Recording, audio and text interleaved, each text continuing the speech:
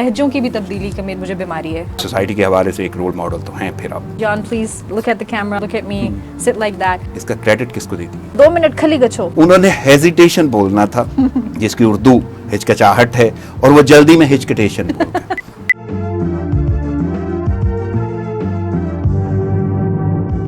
अस्सलाम वालेकुम नाज़रीन, नाबाबर के साथ मैं हुराना आदिल। इसी दुआ से प्रोग्राम का आगाज़ करते हैं कि अल्लाह रब्बुल इज़्ज़त आज के रोज़ हम सब के लिए आसानियाँ पैदा करे, आमीन। बढ़ते हैं प्रोग्राम की जानिब, लेकिन उससे पहले मैं बता दूं कि आज का नामाबर जो है उसमें जो नामा डिस्कस होगा कहीं ना कहीं मैं उसको नाम दूंगा मजमूआ नामा का, क्योंकि मेरे साथ जो शख्सियत मौजूद हैं उनके साथ बहुत सारे टाइटल्स जुड़े हुए हैं। लेकिन महदूद तारफ़ के साथ मैं अपनी मेहमान शख्सियत की जानिब बढ़ता हूँ। मेरे साथ मौजूद हैं नौशीन बुखारी साहिबा। अस्सलाम वालेकुम नौशीन। वालेकुम अस्सलाम। सबसे पहले तो नौशीन आमद का शुक्रिया। मैं जानता हूँ मसरूफियत है, लेकिन इसके बावजूद आपने वक्त निकाला प्रोग्राम में शिरकत की। आपका शुक्रिया मुझे याद करने का और बुलाने का। Most welcome.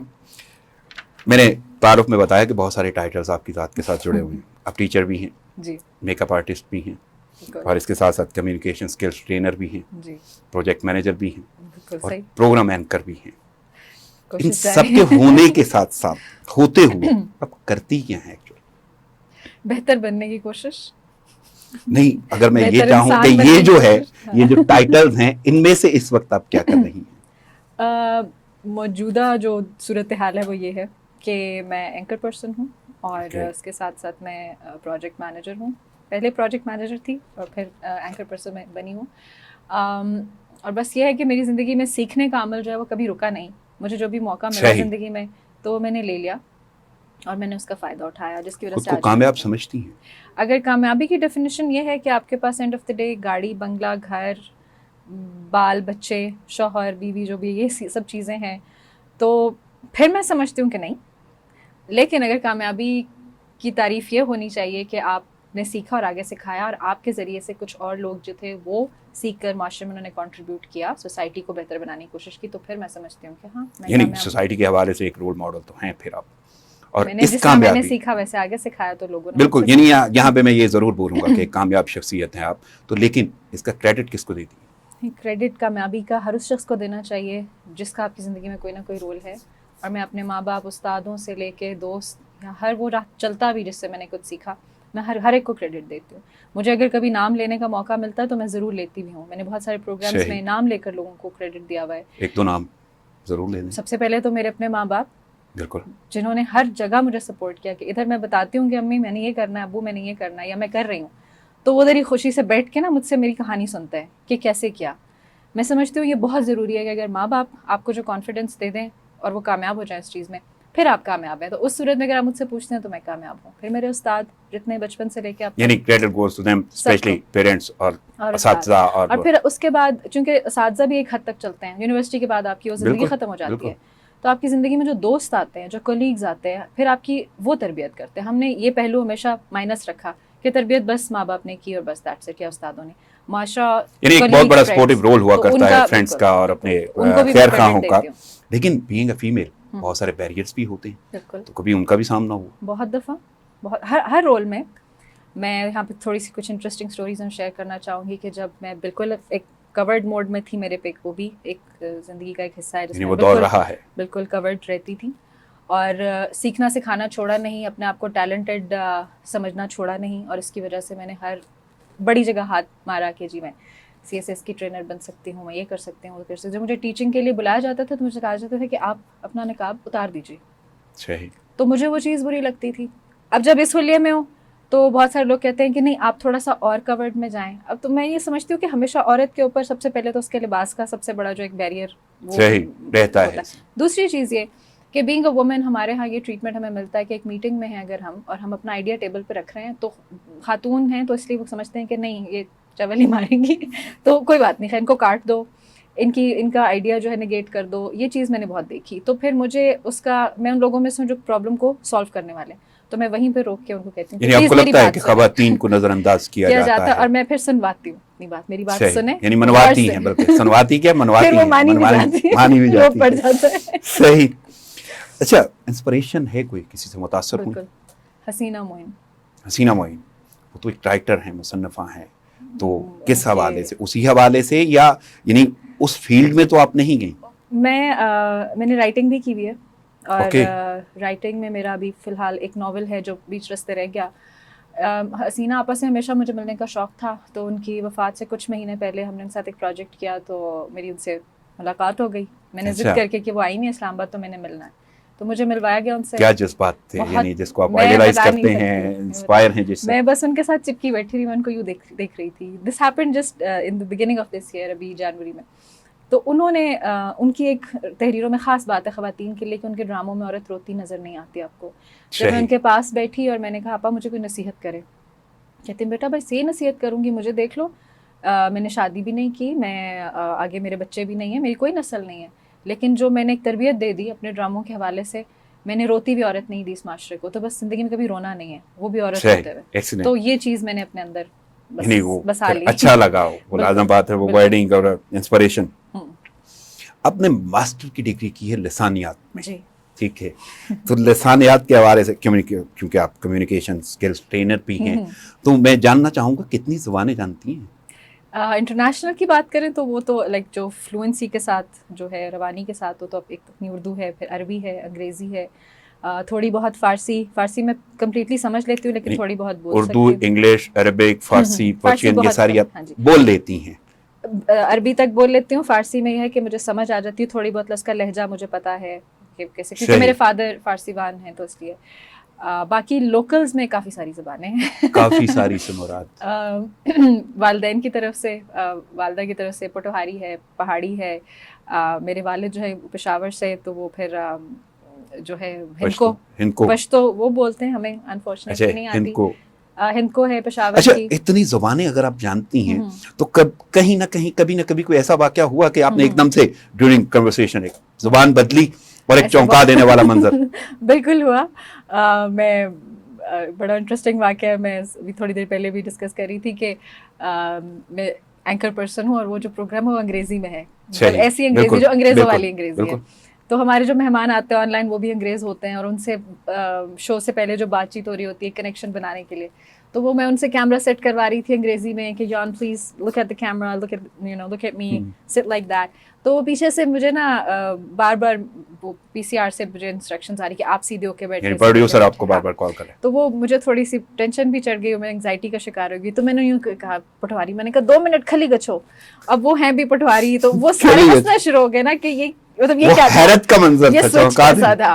मतलब मैं उर्दू में भी कह सकती थी, लेकिन वो चूंकि मुझे पता था कि वो है और वो पोटहारी इस तरह से कि उनका उर्दू का भी लहजा पोटहारी था, मंजरनामा था। सब जितने स्टूडियोज में थे वो सब हंसना शुरू हो गए। और उसके बाद उन्होंने मेरे साथ ना लाइक पीसीआर में यही कम्युनिकेशन मोड रखा, जिसको नहीं भी आती थी वो भी फिर मेरे साथ कहीं ना कहीं आसान भी हो गया टेक्निकल डिपार्टमेंट अगर उसी पे आ गया। क्योंकि मुझे याद आता है मेरे भी एक दोस्त हैं, उन्होंने सीखना शुरू किया उर्दू और इंग्लिश एक साथ में। किसी ने बोल दिया इंग्लिश का अपना जुनून था, किसी ने बोला उर्दू बड़ी जाज़बियत की ज़ुबान है, उसको सीखो, अपनी ज़ुबान है कौमी। तो उन्होंने हेजिटेशन बोलना था, जिसकी उर्दू हिचकिचाहट है, और वो जल्दी में हिचकिटेशन बोल गए। अच्छा, हिचकिटेशन। और एक बड़ा कॉमन वो जुमला बोला करते थे, अनबयानेबल। और मुझे आज भी याद है कि जब भी वो शख्स बोलता था तो एक अजीब सा कहकहा भी होता और हैरत भी होती, लेकिन वो बंदा इतना आदी हो गया कि मैंने एक बार उससे सवाल किया कि ये ज़ुबान कौन सी है, कहते ये मिक्स है। तो वो मिक्सचर, वो एक और भी, चूंकि मैं रीडिंग टीचर, क्योंकि जारी बात है मेरा कम्युनिकेशन स्किल्स और लिसानियात में, तो मुझे हमेशा ज़बानों के हवाले से ही काम शाम मिलते थे। तो मैंने कुछ अर्सा रीडिंग टीचर के तौर पे भी काम किया, और जो रीडिंग टीम में थी जो ख़वातीन वो बाहर से थी, एक कनाडा से थी, एक यूके से, और एक जो थी वो अपनी लोकली थी। तो मेरा लहजों की भी तब्दीली की मुझे बीमारी है, लाइक अचानक से हो जाती है। बीमारी है या सलाहियत? मैं बीमारी कहूँगी, क्योंकि वो जब हम टेबल पे बैठ के पॉलिसी डिज़ाइन करते थे रीडिंग की, तो वो जो अमेरिकन है उनके साथ अमेरिकन एक्सेंट और कैनेडियन थी, तो वो जो ब्रिटिश वाली थी जब उनके साथ ब्रिटिश में स्विच हो जाते तो एकदम से परेशान हो जाते, मुझे बिल्कुल नहीं पता चल रहा था कि मैं ये कर रही हूँ। मुझे पाकिस्तानी आती थी तो पाकिस्तानी एक्सेंट में, तो उन्होंने एक दिन रोक के कहा, बहन तुम फैसला कर लो कि तुमने किस एक्सेंट में बात करनी है। या बल्कि कहीं ये तो नहीं है कि आप, होता है ना कि किसी से बात कर रहे हो अननोन पर्सन या फर्स्ट टाइम मिलने पे, तो आपने अपने ये मोड्स चेंज किए हों, तो वो अगला शख्स परेशान हो जाता है। काफी दफा हो चुका है। नहीं प्री प्लान करती हैं, इरादतन कसदन या हो जाता है? क्योंकि हमारे घर के अंदर बहुत सारी ज़ुबानें एट ए टाइम बोली जाती हैं, तो वो स्विच हमारे अंदर एक से कहते हैं ना कि ऑटोमेटिकली नहीं। ये बहुत सारी ज़ुबानें बोलने का मकसद कोई बेइज्जती छुपाना या जानबूझ के कोई ऐसा करना तो नहीं, कोई बात नहीं, क्योंकि मैंने आपको बताया बाइलिंगुअल है, हमारी फैमिली बाइलिंगुअल है, तो इसलिए वो फिर हो जाता है हमसे। सही। हालिया इस वक्त आप प्रोग्राम एंकर हैं। जी, एंकर पर्सन, क्यों और कैसे? ये एक बहुत दिलचस्प सवाल है, और मैंने, अगर आप सच पूछे तो अपने आप को कभी इस जगह पे देखा नहीं था। मुझे बहुत सारे लोग कहते थे कि तुम आओ और स्क्रीन ब्यूटी है और थोड़े सुपरफिशियल चीज़ें देख के और वो सब चीज़ें। यानी प्री प्लान नहीं है? प्री प्लान नहीं था, लेकिन जब मुझे एक ज़िंदगी में ऐसा पॉइंट आया कि जिस पे मैंने फैसला कर लिया कि जो कुछ मैंने किया वो मैंने लोगों के लिए किया, मैंने सही। अपनी ज़ात के लिए क्या किया। ये नहीं कि मुझे शोहरत चाहिए, मुझे नाम चाहिए, बस एक स्किल थी मेरे अंदर जिसको कि मैं चाह रही थी कि मैं उसके थ्रू पहचानी जाऊँ। गुफ्तगू, लोगों से बात करना, फिर एंटरटेनमेंट में मेरा बहुत ज़्यादा वो है, एक रुझान है मेरा उसकी तरफ। तो वो जब मुझे एक आइडिया रखा गया मेरे सामने, और ये वो लोग थे कि जो मुझे किसी और चीज़ के लिए वहाँ लाए थे, ऑडिशन में किसी और चीज़ की, एक सियासी शो था। अच्छा। तो उनको पता चल गया ऑडिशन देने के बाद कि तुम बिल्कुल सियासी नहीं हो, सही। हट जाओ यहाँ से। सही। फिर उन्होंने मुझे ये चीज़ रखी कि हम आपको लूज़ नहीं करना चाहते, हमने आपके अंदर एक चीज़ देखी, टैलेंट देखा है। और मुझे नहीं पता कि वो टैलेंट किस चीज़ को कह रहे थे उस वक्त, लेकिन जब उन्होंने एक रोड मैप मुझे दिया तो मैंने कहा यस, मैं कर सकती हूँ। मैंने उधर ही बैठे बैठे फिर जब स्विच किया वो चीज़ सारी, तो वो समझ गए कि अच्छा नहीं, you are not made for this but you are made for that. तो वो फिर मैंने कहा कि चलो, और अब ये सिलसिला चल रहा है। और शुरू में मजे की बात, मैंने घर वालों को नहीं बताया हुआ था। नहीं मैंने 1 महीना शो करती रही, मेरे घर वालों को नहीं मालूम था। नहीं, उसकी रीजन क्या थी? मुझे ये लगा कि शायद वो मजाक उड़ाएंगे, वो समझेंगे कि ये क्या तुमने बैठे। क्या रिस्पांस मिला जब मैंने उनको बताया कि जी वो, क्योंकि मेरे वालिद मुझे अक्सर कहते थे मेरी बेटी सब कुछ करती है, टीवी पे नहीं आती। तो मैंने कहा अच्छा ये बात है, ये देखें। मैंने यूट्यूब पे मेरा वो चैनल भी, अच्छा, अबू ये मैं हूँ। उन्होंने मुझे देखा और कहते तो अब बता रही हो, इतने आराम से बता रही हो। मैंने कहा मुझे लगा कि शायद फखरिया वो मोड था या लम्हा था। सबकी सपोर्ट जब मुझे नजर आई तो मैंने कहा कि अच्छा, फिर क्योंकि उससे पहले इट वाज स्टिल, मैं ये समझती थी कि ठीक है जा रहा जाने दो, मैं एक कोई पॉइंट आया जब मेरा दिल भर गया तो कर। जब फैमिली की सपोर्ट आती है ना, फिर आप कहते हो कि नहीं अब मैंने वाकई इसको कुछ करना। चलिए मैं अगर इसको कोई दूसरा रंग दूं, यानी आप प्रोग्राम एंकर हैं, कैमरे को फेस करती हैं, तो एक शेर है कि हाय ये फूल से चेहरे कि खुदा जानता था एक दिन कैमरा इजाद किया जाएगा। तो आपको लगता है कि ये कैमरे की इजाद खूबसूरती की कहीं ना कहीं दलील है? मैं बिल्कुल इस चीज़ से एग्री इसलिए नहीं करती क्योंकि जब मुझे भी कहा जाता था कि स्क्रीन ब्यूटी है तो मुझे थोड़ा सा बुरा लगता था। कहते थे अच्छा क्या मेरी गुफ्तगू टैलेंट नहीं है, क्या मेरा लोगों से डील करना टैलेंट नहीं है, क्या मेरी आवाज़ टैलेंट नहीं है? क्योंकि टैलेंट तो ये है ना, वो चेहरे का क्या है कि कहते हैं कि बस 40 साल के बाद तो आप ढलना शुरू हो जाएंगे, मैक्सिमम 40 साल है। और ऐसा ही होता है, ढलने वाले चेहरों को फिर लोग साइड पे कर देते हैं। लेकिन जिनके पास वाकई टैलेंट होता है वो तो फिर 90 साल तक कैरी ऑन करते हैं, कैरी फॉरवर्ड करते हैं। बेटी वाइट के नाम से जो खातून है हॉलीवुड में, वो अब 95 साल की हो चुकी हैं। बिल्कुल, उनके अंदर टैलेंट है, यानी टैलेंट अभी भी वो सिलसिला चलता रहता है। महदूद वक्त है, मैं एक दो सवाल मजीद आपसे पूछूंगा। जो चाहा वो कर लिया, ये सफर बाकी है? सफर बहुत लंबा है, बाकी है। सफर बाकी है, सफर बाकी। लेकिन सवाल मेरा वहीं पे है कि जो चाहा वो हो गया है या उसी के लिए सफर बाकी है या वैसे ही सफर बाकी है? जो चाहा वैसा नहीं हुआ, लेकिन उसके मुताबिक वो नहीं हुआ, उसके मुताबिक कुछ ना कुछ हुआ, मुताबिक कह सकते हैं। मुताबिक तो क्या नई राहें मुतय्यन कर ली या इन्हीं राहों में मजा आ रहा है? नई राहें भी हैं, इन्हीं राहों से होते हुए हम नई राहों में चलेंगे। अब ये मैंने सोच लिया कि बस अब एक लड़ पकड़ ले और उसमें चले और उससे फर्दर उससे रेलेवेंट चले। मैं दुआ करूंगा अल्लाह कामयाबी दे आपको। ऑटोग्राफ दिया कभी? दिया, लेकिन अपने शागिर्दों को दिया, ऐसे मदाहों को दिया जो आगे याद भी रखते हैं। मैं आज सुबह की आपको बात बताती हूँ, उस वक्त थोड़ा सा 4 साल की थी, 10 साल पहले मेरी एक स्टूडेंट, आज सुबह इंस्टाग्राम पे उसका मुझे मैसेज आया कि मैम नौशीन आपने मुझे पहचाना। मैंने कहा नहीं बच्चे, उसने तारुफ कराया तो अब वो 14 साल की है। उसने कहा मैं आपकी स्टूडेंट थी और मैं आपको ढूंढ के इंस्टाग्राम पे पहुंची हूँ। तो फिर लिया भी किसी से? मैं लिया, बिल्कुल। किनसे? फारूक कैसर साहब से। यानी उनकी अब मद्दाह थी। बहुत बड़ी शख्सियत, बहुत बड़ी शख्सियत। सही, बड़ा महदूद वक्त था मेरे पास नौशीन, आपकी आमद और वक्त का बहुत शुक्रिया। नाज़रीन, प्रोग्राम का वक्त हुआ जाता है, मुझे इजाज़त दीजिए, दुआओं में याद रखिएगा। अल्लाह ने के बाद।